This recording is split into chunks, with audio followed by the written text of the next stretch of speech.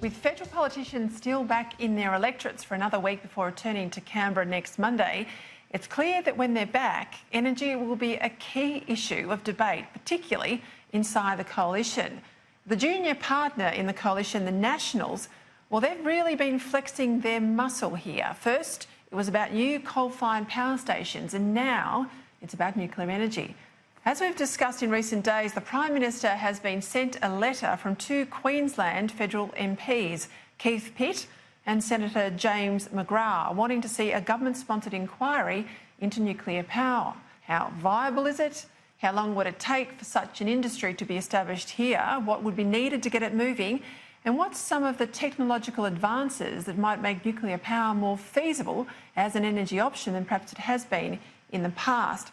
Of course, the man who really kicked all of this off is New South Wales Nationals leader John Barilaro, who's been politically fearless in getting the nuclear energy debate back on the national agenda. He joins me now live from Sydney.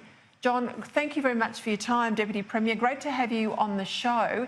How important is it that Australia has a nuclear energy debate?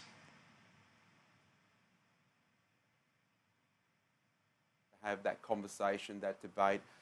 There are, in my travels over the last couple of years, and remembering going into the March election for me, I held my seat with 2.5%. So it could have been political suicide to be talking about nuclear energy and not ruling out building a reactor in my own backyard. But the reality is that people are embracing the idea that you can have clean energy from a source that we have in an abundance of the resource here in Australia, but attached to that an industry that can underpin a great manufacturing sector in building small modular reactors and underpinning our competitive advantage globally with affordable energy.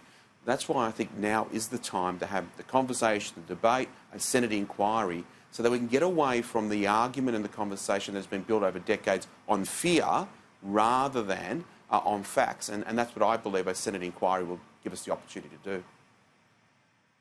Have you had this discussion with the Prime Minister or Michael McCormack, the Nationals leader here in Canberra?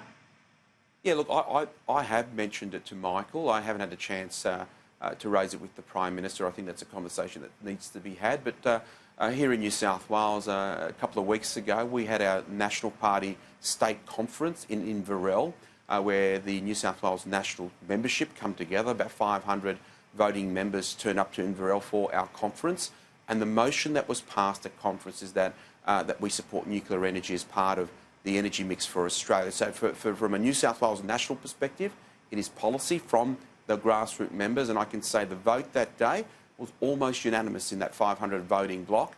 Only a half a dozen hands that were against it, and it clearly sends a signal that there is appetite in the community to consider what is happening with nuclear energy, especially what is happening with new technology. We're not talking about your granddad's technology. We're not talking about Fukushima or Chernobyl or 3 Mile Island. And, we've got the Chernobyl miniseries happening at the moment, which clearly can frighten people from the conversation. I would argue Chernobyl is an example of why Australia needs to be part of the future in nuclear energy, especially that we've got the resource, we already export, we bring back waste, we have a nuclear reactor at Lucas Heights for nuclear medicine. So in my mind, now's the time, and I'd love to see the federal government support at least a Senate inquiry, and I congratulate Keith Pitt and a couple of my federal colleagues for having the guts to start the conversation federally.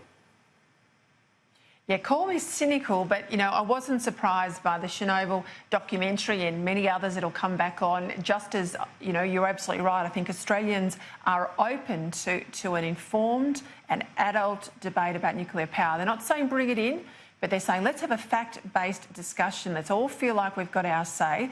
I think they want an inquiry, and they want it done with very sober sort of assessments on the new technologies that you're talking about and where you would place such a reactor or reactors in Australia and how we deal with the waste. But it doesn't surprise me that the usual suspects are out there now trying to derail this conversation about nuclear. Tell me a little bit about the new technologies. What makes them different?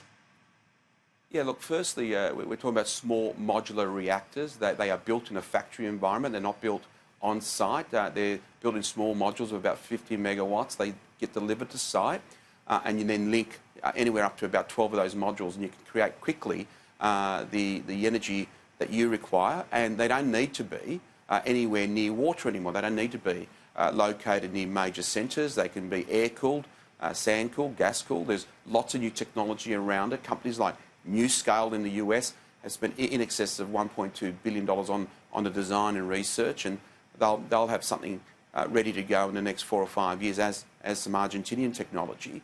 So there is new technology innovation around the reactor itself to make it safer. It shuts down.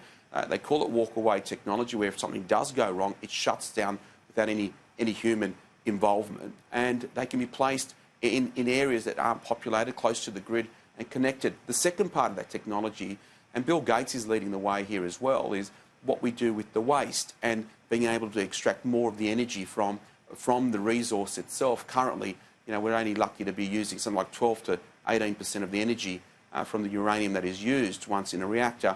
But increasing that, improving the technology in relation to how we can maximise the resource will mean in the end what that waste will look like will be less radioactive by the time we put it back in the ground. And all over the world, and places like France, the Champagne region, we've got communities fighting to build waste facilities because it's also significant in relation to the economy, like we saw with the South Australian Royal Commission, that if you build a facility in South Australia over the lifetime of that particular project, bringing back waste and storing it, could be worth in excess of $250 billion to the economy. So there is an exciting piece of work on technology that's on the horizon. As a nation, we've got the opportunity to embrace the greatest and the latest new technology that suits a greenfield nation like ours. Canada, progressive, clean, same sort of, I think, assets as Australia, is going to be one of the first that will probably have an SMR, a small modular reactor, and that's what's exciting. And all I'm asking for the Australian people to do is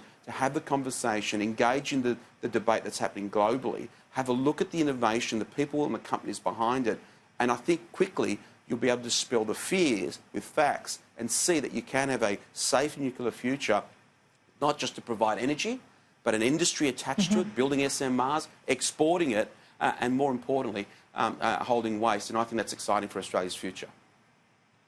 Yeah, I don't think the issue is the Australian people, John. I think the gutlessness actually comes from politicians who are worried about a political campaign that might go against them. You're one of the only ones I know that said you're so committed to this idea of nuclear power that you build a reactor in your electorate, and you took that basically to the election. You were returned, and it shows. I think the Australian people are way ahead of where governments are on this issue. I also think we need to have a really adult conversation about nuclear waste. Every time we talk about nuclear waste, the usual green activists and the NIMBYs, carry on about nuclear waste. But if we want to use nuclear medicine, and there's hardly an Australian family that has not been touched by cancer, if we want to use nuclear medicine, we have to do something about the nuclear waste that medicine in this country generates. That's got to be part of the debate or the discussion at least.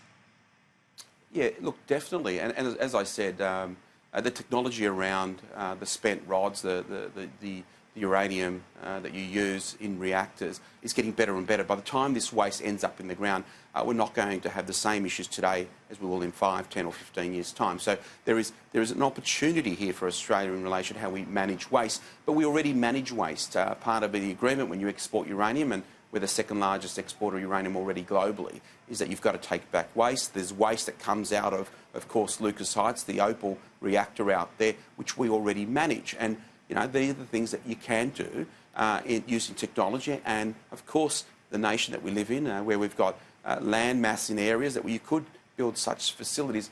And there's an economic side to that. It's about jobs. It's about a future industry.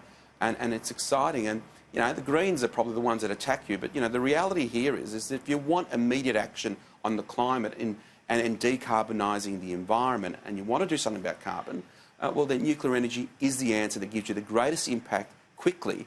And if you look across the globe, a place like Finland, where the Greens party in Finland have now changed their party position and their policy supporting nuclear energy. And I've heard the Greens, a couple of senators who quickly get onto the fear, not the fact, quickly dismiss the idea, yet they talk about they're the party that cares about the environment. Nuclear energy can care and fix the issues that we're facing with our environment.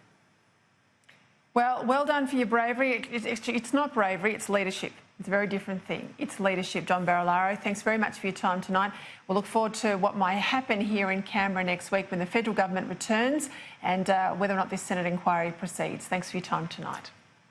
Thank you, Peter.